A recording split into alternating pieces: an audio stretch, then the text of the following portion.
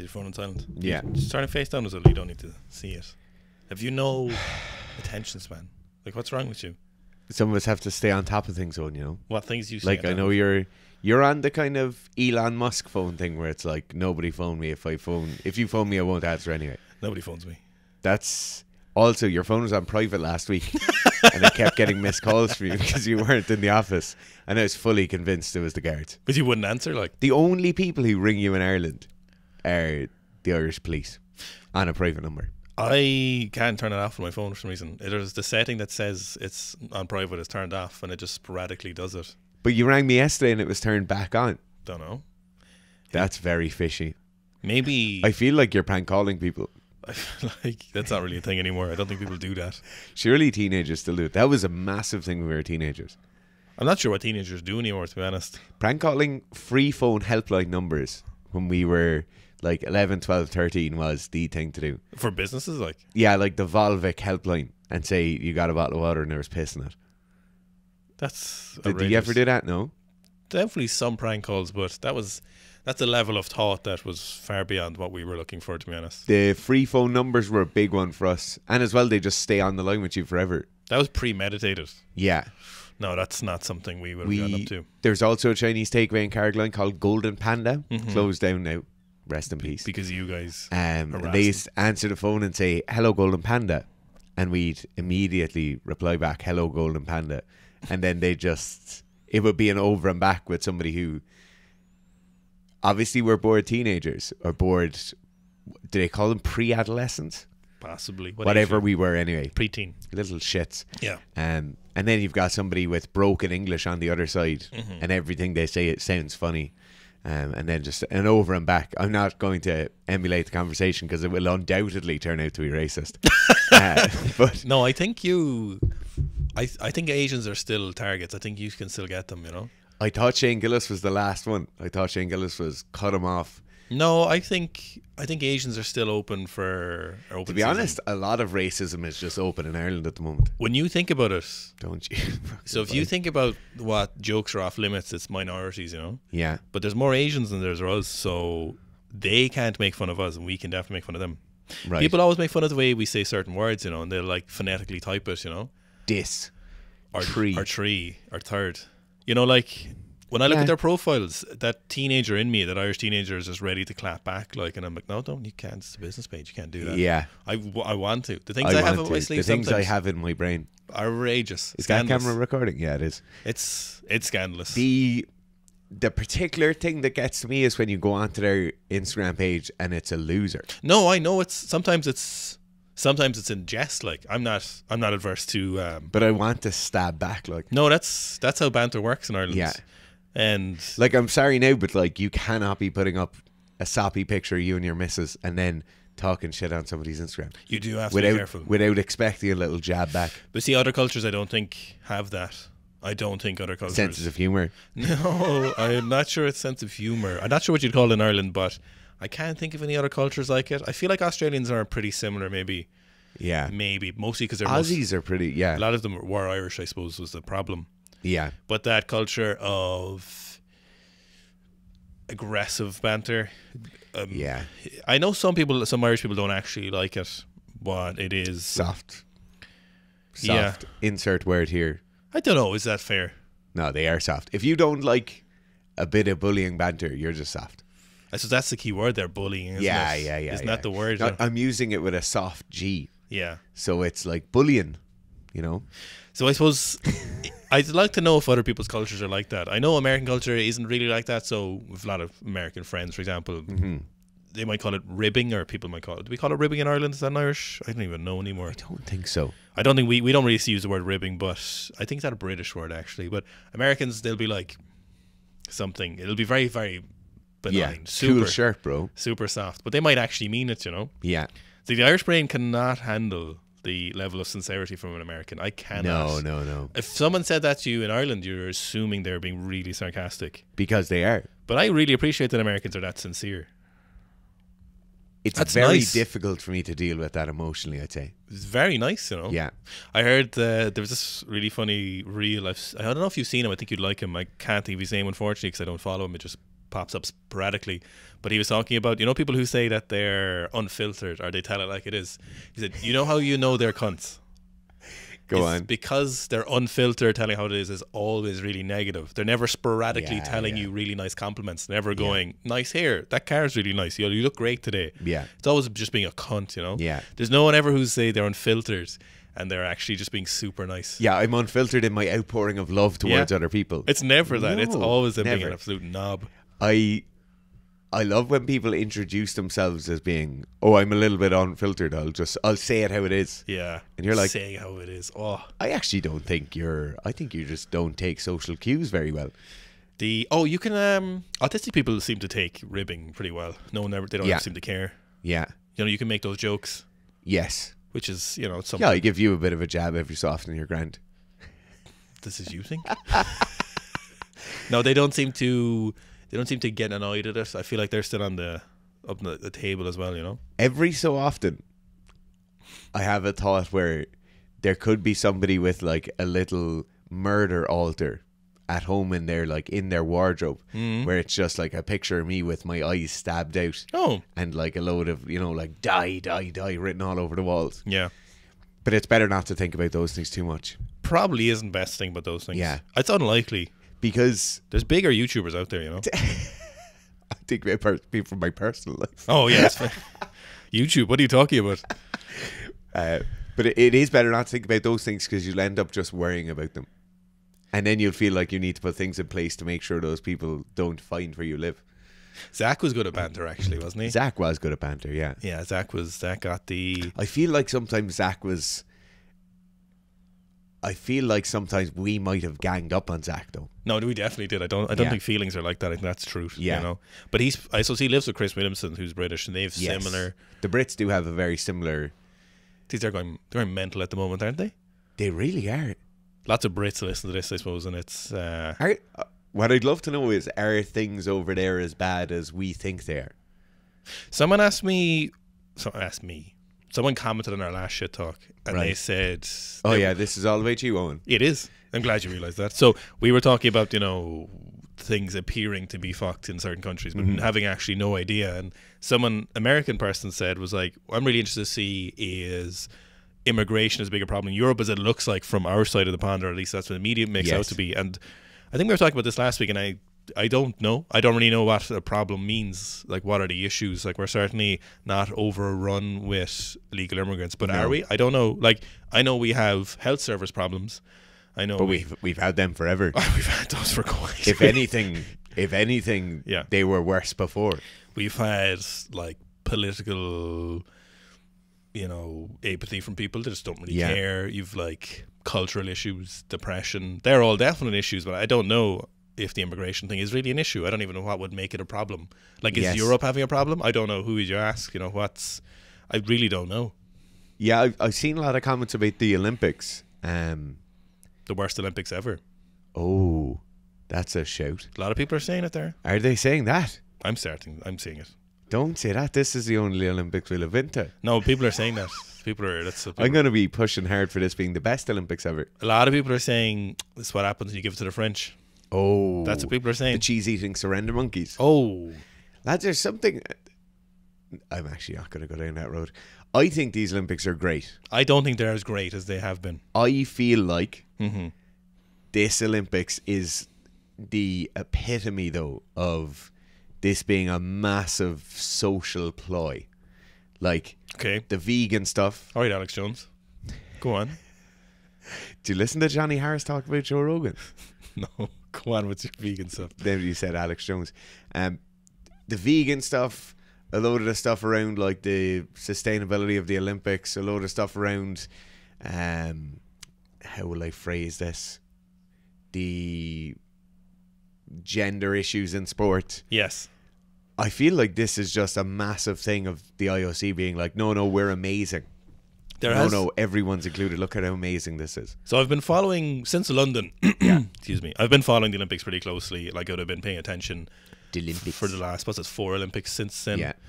London was lauded as one of the best Olympics in a long time. Yeah. Certainly of the last few. Then Rio didn't have a whole lot of issues. It had certainly some local political issues like the favela issues and stuff Yes. like that, and definitely some corruption. They needed some minor scandals like those American swimmers vandalizing a bathroom or something. If anyone can remember that specifically, I didn't actually look it up before this, but a little bit. Tokyo, then you had the obviously COVID, which obviously wasn't Japan's fault, or was it? Who knows? You know, you'd those issues, people not showing up, they lost a lot of money from lack of revenue from seats and the tourism. And then there's always that overriding cloud from the Olympics of being, is it economically viable for countries and is it even worthwhile? You know, you saw the Commonwealth Games, Australia pulled out of the Commonwealth Games last year for the next one. So they've made a proposal that they would do like segmented Commonwealth Games around the country and utilize infrastructure that's already there and then upgrade it a little bit as needed, but have a decentralized one. And I don't think the Commonwealth Games committees wanted that. You know, obviously it's best if the Commonwealth Games crumbles, obviously, and just terrible things happen to Every it. bad thing that happens to the Commonwealth Games is a good thing. So we obviously had that. They pulled out because they were like, look, this isn't going to make any sense. Yeah. There's always this conversation about, is it actually worth it for this long tail of tourism asks. There is some benefits maybe to the upgrading infrastructure in the middle. The big thing is the IOC are taking more money basically every year, which is shocking, but the IOC will IOC, I suppose. And like all along, there wasn't really that many. There was a little bit of financial issues, a little bit of corruption. Tokyo, 1 or 2 people were arrested. Okay. But by and large, Tokyo Olympics looks to have been a great Olympics, certainly from our point of view. It seems like things went off with a hitch, but I feel like maybe it's just because social media is bigger than ever for Paris. Like most of the athletes, everyone's, you know, reels, TikToks. The athletes are bigger on Instagram and social media than ever, and you're just seeing stuff like the river, the Seine. Is that how you say the Seine? They spent €1 billion cleaning it, and they couldn't get it clean. They couldn't get it clean. Now, I don't know what starts to become a problem, not a problem, through a political lens, but I know if I was a French citizen and my government had spent €1 billion on something and they didn't fix it, I would be pretty peeved. I'd be like, that's not great, guys. And guys, come on. You're also dealing with a population of people who let their government know they're peeved. Nobody complains like the French. Or, in fact, nobody complains with more grievous consequences than the French. They're dead right. If you go to France, it will be simply impossible for you to spend a week in France without there being a train strike, a plane strike. Something happens. But does it get anything done, though, is the question. Clearly not, because they're constantly striking. Like violent protests or any kind of protest doesn't really seem to work. No. But I think, at what point is it them just wanting another day off? We have a good friend. Yeah, that's true. We have a good friend who works in government in Ireland, has done for a while. And I'd really like to... I'd love to bring in the podcast, but I don't think he can. I said he can't talk about it. I would love if he'd just tell us his secrets. But he won't tell us anything. What I want to know is that it seems like policy implementation and stuff like that takes quite a while to change, you know. So if you look at the UK politics, so they had the Tory government for, was it 20 years or something, and then Labour. But it was basically Labour got in, from what I gather, and if someone wants to correct me, feel free. I don't have any iron we'll be going straight to your Instagram and commenting on it. Iron chains to this theory, but it seems like people picked Labour as much as wanting Labour, but maybe even more just to get the Tories out. That seemed like it from across the pond. That's what they were doing, you know, that they just wanted to get those particular governments. So is that the only way to affect change? I don't really know. But surely the model for progress in politics can't be degradation of your opponent to the point where you seem like you're grand, which is what a lot of politics is now. That's a great point, actually. You just keep tearing the other person down, whereas you should, like, surely your policies or your way of running a country should stand on its own merits to the point where someone is like, that's a great idea. Sorry, just hold there for a second. Why did they have cardboard beds in Paris? What was the idea? Was that... They've had them for the last 3 Olympics. I remember them in Rio for sure. But the story was to stop athletes coupling, but surely... No. It's just a cost thing. Surely that's what all the coaches want. Also... Surely, you know... Surely everyone's like, no. If there's an ethical eugenics program to ever had, it's getting all of the most talented, physically talented people together. Absolutely. Assuming it's all consensual and everyone's... everyone's having a good time. Everyone's unattached and single. It's all for fun, you know? But... Also, they're over there having the best time of their lives. You should be... Go on, lads, it's grand. If that's what they're so inclined to do, you know.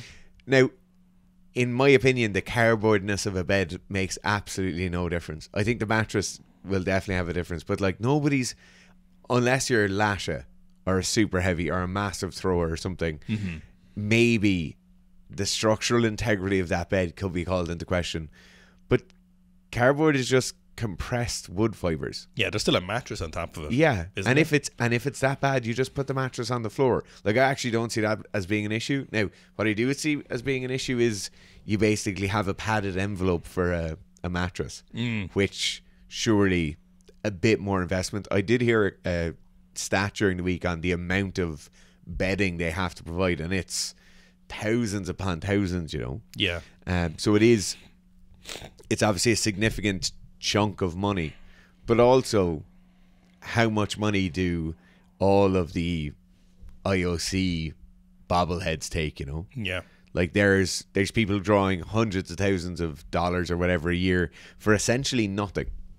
Like the idea of our first rule of a bureaucracy is to make sure the bureaucracy still exists next year, you know. Project Chav is 2021. Yeah. Sorry. So why can you not take an extra $1 million or $2 million? And it's literally in the scope of the Olympics, $1 million or $2 million means nothing. Like you spent €1 billion trying to clean out a river that you didn't manage to do. The interesting thing I always wonder about this, and it's probably something you'll never really know or no one will ever care to make public, but you know, there's obviously heads of organising committees, and I assume it's segmented. Organising the Olympics is obviously a massive endeavour, and you get help from the IOC, and then the host nation sets up committees, etc., and that's when they steal the most money, which is nice. But who's making the decision, like the opening ceremony? You know that thing where, yes, whatever that was. Yeah, I immediately thought the Last Supper. We talked about this in the last shit talk that neither of us are spiritually active Christians, but. I don't know if we actually talked about the opening ceremony, but I immediately was like, oh, is that the Last Supper? I just saw a clip. I didn't watch the opening ceremony. I think we were doing something, and I was like, oh, that's surely the Last Supper. Yeah. But I don't like it, not because it's an LGBTQ thing or whatever. I don't like it because it's shit. Like, what the fuck was that? But also, what the fuck does that have to do with sport? Yeah, what has that got to do with anything? What, like, the opening ceremony obviously has just become this bigger and bigger and bigger thing. I was watching it somewhere. London was pretty cool. Do you remember the London opening? London was pretty cool. James Bond, the Queen. Boo. Unbelievable. Boo. Yeah, but still cool. Yeah. Like, you have to give it to him. Like, boo. Yeah. But what does that have to do with the Olympics? Yeah, just like they said it wasn't then. I get when they're trying to get all the different areas of Paris or whatever into the ceremony. So basically you have people standing on a boat in the lashing rain, getting driven around in some ways toxic river for an hour on end. Some ways toxic river. And then there's people jogging in the rain, which become people walking in the rain. And it all comes back in around because obviously they want to hit like the Louvre, they want to hit the Arc de Triomphe or whatever and get all those landmarks in. But Jesus, lads, would you put someone throwing a javelin or something into it? Like, would you just have it in some way linked to sport? So that was the point there I was making, is that who is making these decisions? And is everyone underneath them being like, yeah, this is class, I think this is a good idea? Or is it usually like most corporations, companies, where the head of a certain department's like, we need to implement this, and everyone who does the actual job is like, this is a terrible idea, I don't think we should do this, and it gets implemented anyway because that's how the power structures work, you know? I'd say there's probably a bit of that, but I'd say there's also a definite groupthink and one-upmanship thing going on. It's hard like, to know. Imagine how inclusive this would be. And be like, you think that's inclusive? What if? Wait until you see this. Have you seen a blue Smurf? Now imagine the Last Supper. What if Jesus was vegan? The greenwashing thing was interesting as well, and it's greenwashing and sport washing are things that are really interesting, and they're political ploys that will be implemented till the end of time, I'd imagine, and have been for, you know, literally and look, decades. Lads, we'll profit off sports washing as much as anyone wants to give us money. Like, we're all about it. Sports washing, for anyone who doesn't know, is the use of sports to cover up human rights atrocities or optics. So Saudi Arabia would probably the biggest culprits in the last couple of years of that. Golfing, weightlifting. I'm sure there's some soccer as well. Did they try to get involved? But Qatar got the Olympics. But then Qatar got the World Cup. They did. Yeah. But then football pushed back against some league. Then they kind of Didn't they actually successfully? Wasn't there something doing to split up at the European League? Well, considering they changed the time of year that the World Cup happened, No, and they not played the matches at night because it was 50 degrees Celsius during the day. no, not the World Cup, but something earlier this year, late last year. It was something to do with the maybe UEFA Cup. I'm not sure, Owen. I think it was something. The not European one, whatever it was. Okay. I think they pushed back against something. They were going to do something, and I don't know if Craziness. I The don't know Swiss banks must have been full. So, but anyway, yeah, you've stuff like. But it looks like a lot of the competitions in Paris seem to be going under the hitch, like specific competitions organizationally. Absolutely. And the athletes are showing up. Like, there is a lot of world records being hit. People are in amazing condition. Teddy Renier got his 4th Olympic gold in judo. I was watching it, glued to it. The Cuban guy got his 5th Olympic gold. Is it Malin Lopez or Majin Lopez? It's something low, but yeah. A unit. 5th gold. What a horse. What in God's name is going on? Did you catch his age by any chance? Surely late 30s. So I saw the if you consider he won his first if he was 18 or so. Mm-hmm. So it's 20 years later, 38 maybe. Yeah.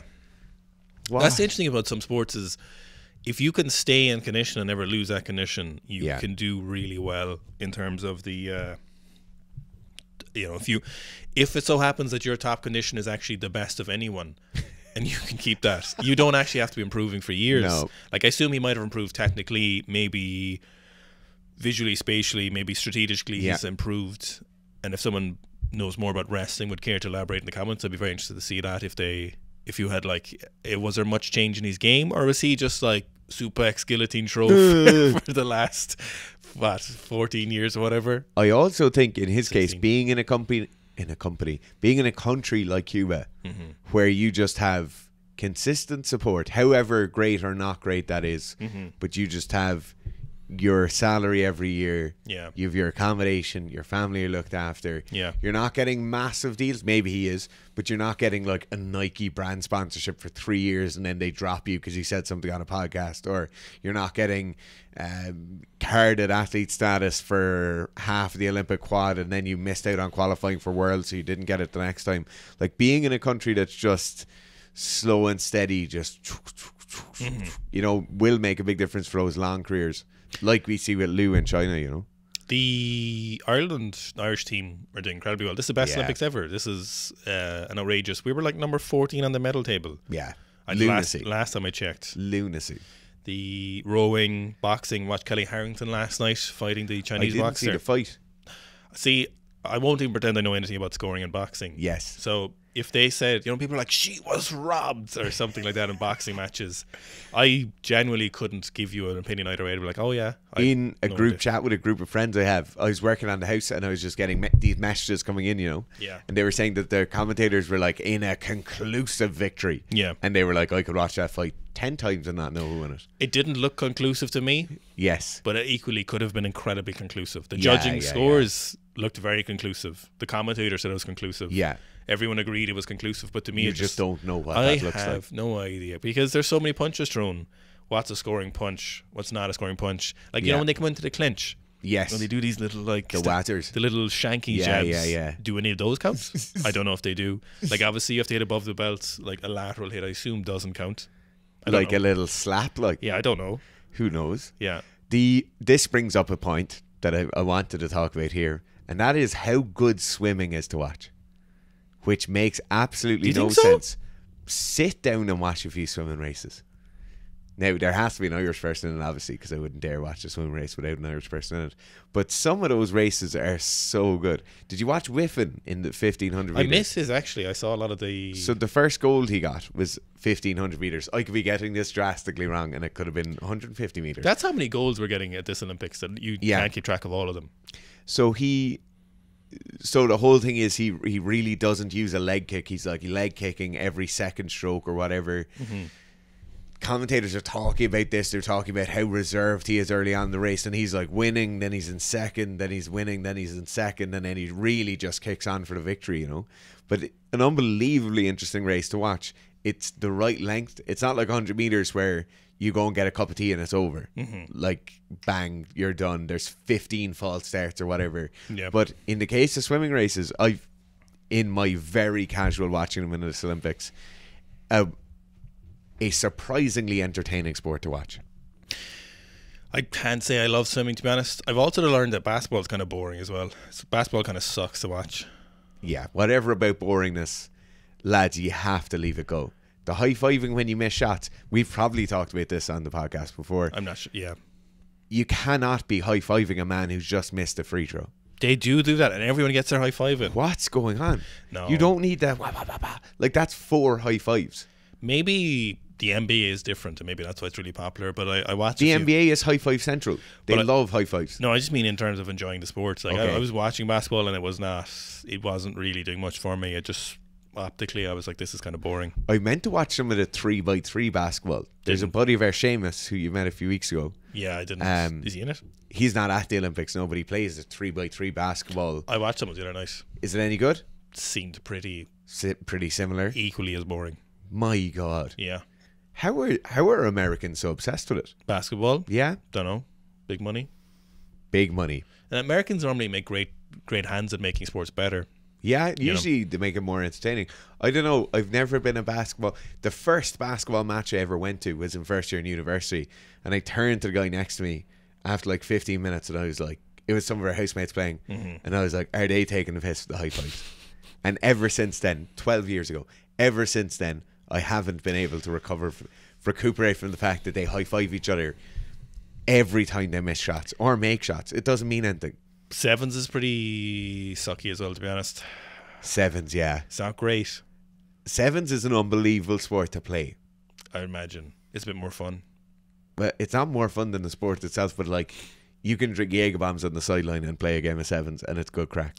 I feel like sevens is equivalent to watching weightlifters do hang power snatches and hang power gains. Yeah. Which, actually, in its own right, to be honest, that's probably even overly generous to sevens. Like, that would actually probably be more entertaining. The problem I really like rugby. The problem I think with sevens is like it's become they're just too good at playing sevens. When you had 15s players playing sevens, and there was some like massive Fijian just level somebody at chest height and just absolutely bones them. Yeah. That's a great thing to watch, you know. Or you've got like there's a break every so often. This is like pass, massive banana shaped swerve round the outside, 80-meter sprint, and you're in underneath the 6. Yeah. That's not what sevens was like. You do see a little bit of the female New Zealand team offhanding people a little bit. There was a little bit of one or two of them are units, to be fair. The female Aussie team as well had some units in it. The thing that I don't really like is that rugby, like US could be good at this sport of rugby, you know? Like, I don't want that to happen. Come on. It's not. Come on. That'll let you know how good a sport it is, you know, really. They're putting flag football in for LA. No way. Tag rugby, but in American football. Most of those sports get removed. Most of those new sports get one Olympics. You can't be putting PE into the Olympics. Do you know as well?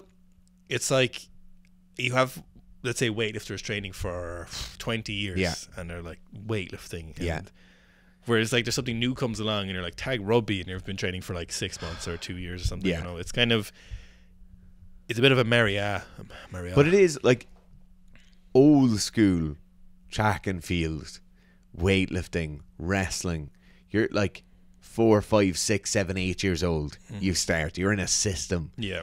You're training in dusty training halls. In the Cuban, you've like tiered according to Yoel Romero, and you get better food the better you get. Hook it into my veins. That's like what Olympic sports is. There's no tiers tag rugby, like, you know. Tag rugby is the thing you play when you go drink with your friends after, and there's mixed gender play. 100%. Tag rugby is what they play at team building events for a work day out, like. Yeah, until you come along and take it too seriously and people start getting cautious. Absolute demon for tag rugby. I just can't do it. You just can't. You just don't see the tag. And you know what? I used to work for a tag rugby company, and I used to do refereeing and like venue management when I was like 17, 18, 19, before I moved to Limerick. And I used to be looking at those lads who take it too seriously and be like, you are a disgrace. Now look at you. Now look at me. Did you see the tennis player that got DQ'd for, you know, they didn't knock the ball back, but there's a rule that your balls can't touch the umpires or the ball people, the ball boys and ball girls. Right. And she kind of just knocked it back. And They got the DQ, like just barely rolled into him, but it's like apparently an instant DQ. Obviously, it's What? to keep them safe or whatever. Not to be, you can't be smashing them with balls and stuff. But I think they checked that up. But yeah, No way. yeah, instant DQ. And it didn't seem to be any wiggle room because it really just like, That's yeah, overstepping. it was America. like this, just Yeah. generally knock it back. Have you seen somebody old school like the ball boys in Wimbledon? Yeah. And like they have to be perfectly still and they're just standing there. Is it like this or are the hands behind the back? I just smashed them and they're standing there and the ball is just like it'll be like an ace serve. Yeah. Takes one bounce and it's just straight into the center of the face. And they're just standing there Do you know- perfectly still. Do you know what? There was a Netflix documentary or Netflix series on tennis players. And from looking at them, it seems like they're all big babies as well. Just to attack another sport here now that we're on a roll for it. Between To be honest, a lot of professional athletes are big babies. Like they're temperamental. Professional rugby players don't seem like big babies. Professional weightlifters aren't big babies. Yeah. From what we've seen. Sprinters definitely seem like big babies. Sprinters are absolutely big babies. Were you watching a Netflix documentary? No, but I have heard a lot of it. Look, right. It's a very popular sport, but you can't confuse popularity with difficulty of sport. There's a lot of technique involved in sprinting and whatever, Yeah. right? But they're really soft mentally. Yes. They're coming up and they're like, man, you have to be so on your A game for this, and they're like really nervous before it. And it's like it's a 100-meter sprint, right? And I understand the stakes are pretty high because a lot of people watching, but you just do your running like. Yeah. Do you know what I mean? And I think it's because the training for a sport is actually pretty easy for sprinting. Yes. They get a lot of slack from other track and field athletes because they do like 4 minutes of training a week. Also, they drive to the track in their little golf carts, so Yeah. they're not over walking. Yeah. Like you're gonna get some of the piss taken out of you. Like you have on the other side of that the 400-meter athletes Yeah. who are borderline dying in training. Yeah. The 1500-meter athletes. Mm-hmm. I honestly don't know how they get out of bed in the morning. The 5Ks, 10Ks.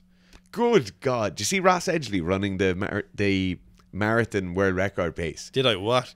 Just, but he's struggling through that, and he does it for 4 seconds on a treadmill.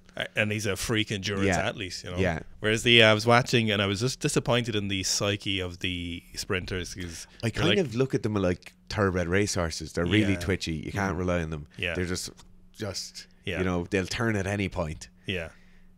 But I think it's coming from the fact that their sport isn't that hard to train for. Like the training, and it's not their fault.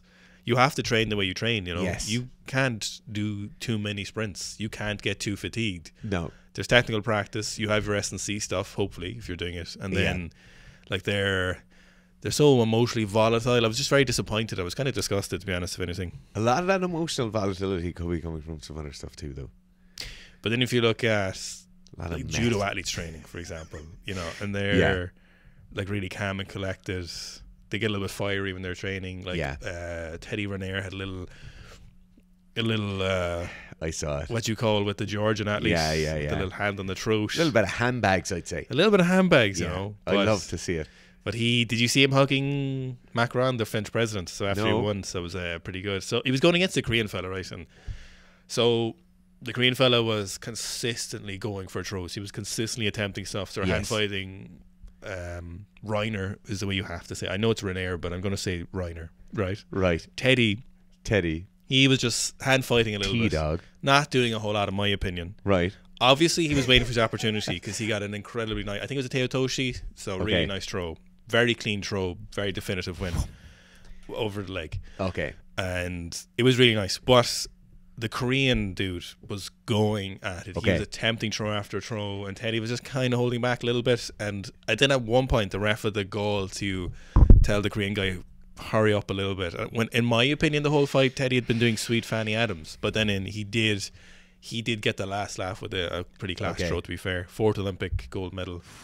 Yeah. You only get one in judo. Yeah. It's like weightlifting. There's only one medal there. Yeah, I like that. Yeah. I like that. You notice a lot of athletes don't really care about the other medals. They are all just like, fuck, silver. Of course they don't. First loser. Do you know what I love though is there's a cohort of athletes out there who'll, in qualifying or at semi-final stage or wherever they might run a PB. Mm-hmm. And they'll be like, this is amazing. I made it to the Olympics. I've done an all-time best. Yeah. And this is amazing, which is very, very fair, Like particularly if you're from a country like Ireland, that's an amazing standard to reach, and then to be doing your best ever performance there. You're literally doing all you can do to get to the final or whatever it is. Yes. I like that, but then there is certain countries like that Japanese female judoka who lost her first fight in 5 years. So I think it was her second last in 5 years. Uta Abe, I think, was that her name? We had to take it out of the news show because the Olympics gave us the... But that was a Eurosport. Jesus Christ. We're not set up for the shit talks properly. No. But the Eurosports, it was a Eurosport reel, and there was no Olympic rings or whatever, but they got us. They got us. The Olympics just have it tied down at the moment. You cannot put footage anywhere. I'd say... They've always been like that. They've been like that since Rio. Yeah, and it's only going to get worse or better in some cases. What I think is happening a lot of the time with the Olympic stuff is just anywhere those 5 rings are seen on screen immediately gets pinged. The weightlifting's on in, I think, 10 minutes. Okay. So we are... What are we at here? We're going to have to cut this. Yeah, so... 36. Worst Olympics ever. No, I don't agree with that. I just want to touch on one more point now because I was thinking about this and I was getting riled up about it yesterday when I was at the house. Right. The bedding situation, right? Okay. Spend your 3 million extra, whatever it is, right? Mm-hmm. Get proper mattresses. Yeah. There are millions of people homeless around Europe, probably in France. Put them into a hostel somewhere and let them sleep on those. It's not like those mattresses, they're like, oh, they have to be recycled. Mm-hmm. We have to get rid of them quickly. We have to be able to liquidate those spaces. Mm-hmm. For God's sake, lads, if you're making mattresses, just give them to people afterwards. Yeah, I suppose the thing is that nobody cares. That's the problem. I care, though. I know, I'm not saying that flippantly. I want like a lot of people involved just don't care. An Emma mattress, maybe firm memory foam, as I have myself. Yeah, the bed thing. I suppose the Olympics is a lot of waste. Like, I suppose if you where do you stop at those things? Like, at what point are you like, this is gluttony? Also, see, every medal has a piece of the Eiffel Tower in it. Mm-hmm. Lads, where is that being taken off? Is that structural steel? I assume waste steel. Are they taking a metre off the bottom of it? But where's the waste? Like, where are you cutting off? I think to actually check if that's true. Is there actually a piece there of is, yeah. there? I saw an interview with an athlete yesterday and there's a little whacker in the back of the medal. You can see it, like a square of it. Where did that come from? Eiffel Tower in medals. Also, yeah, go on. Mr. Eiffel, who designed the Eiffel Tower, put in a secret apartment for himself at the top of the Eiffel Tower. Have you seen that? No. Have you been on the Eiffel Tower? Yes. I've been there. But I haven't been at the secret apartment at the top. So he used to bring his lady friend up there. But it was his working space, so he'd be away from the city and he'd have that mental space so he could work on designing things. But look up the pictures, it's mad. It's a full on apartment. It's still there. Is it? Yeah. But I was at the very top. And No, you weren't. I'm available to the public, obviously. No, you thought you were. Yeah, and it's not. They were like, no, top floor, this is grand. Garf, you get out here. But there's a secret top. Can anyone go in there now? Like, is there availability of tickets or anything? There's YouTube videos of it, I assume. I saw Google Images pictures. Which is the same as being there, I suppose. Watching something on YouTube is the same as being there. That's a PJR to finish on. Yeah, so I think the Olympics are fine. We'll see. I cannot wait. We'll see how the Olympics goes. I can't wait to lap it up. Now, I just watch a lot of sports, to be honest. I'll watch anything. If I was to give you a visual picture in your brain of how excited I am, Joe, those kids' hats that are multicolored with the helicopter wings on the top of it that spin around, that's what I picture myself as walking around wearing. I'll be honest with you, I'm looking forward to lots of pastries, to be honest with you. Are you? Yeah, I've been. You know, one thing that annoys me with the pastries in Paris. Let me finish me. Go on. I've been depleting myself of carbs the last few days. In anticipation. In anticipation. Your foot needs those carbs. I know, but I also want the nummies. One thing. I'll let you finish. We can finish on this. Taylor, I'll let you finish. What irks me about the pastry scene in Paris in particular is I just don't feel like the coffee comes up to standard. I don't drink coffee anymore, so I don't care. You know, it's a you problem, Dara. Yeah. It's a you problem. Yeah. Sounds like a you problem. Enjoy those pastries, Owen. I fucking will, Dara. Yeah, I will. No, I'm mostly joking about those sports just in case before anyone... Except basketball, you're pretty serious. No, I'm dead serious. None of our clients play basketball anyway, so I can wing that out. No, I'm joking. Most of those sports, I actually don't have much opinion. I don't follow them. I understand that just in case sometimes people don't pick up on the joke because we're talking about the banter at the start. It's called shit talk. It's just shit talk. We're talking shit. I understand that you can like a sport and I not like it, and I not think bad about And that that's sport. okay. Just understand, just in case anyone was listening and you were like getting really mad at me and being like, Owen thinks basketball's stupid, well I think he's stupid, and you think swimming's stupid, well I think you're more stupid than swimming is. Like, I'm actually just joking, I have no opinion. And it's not our job to bring other people around to how you think. I can't like every sport, Dara, really. No. I like 3 of them. 3? Weightlifting, judo, Rugby. Yeah, rugby. Oh, I suppose I like jiu-jitsu. No one watches jiu-jitsu though. I can't wait for the Craig Jones Invitational. That's next week's shit talk. When is that on? Next weekend. Anyway, hope you enjoyed today's podcast. Next shit talk will probably be back from the Olympics. We will. Carefully bloated. No, carb replenished.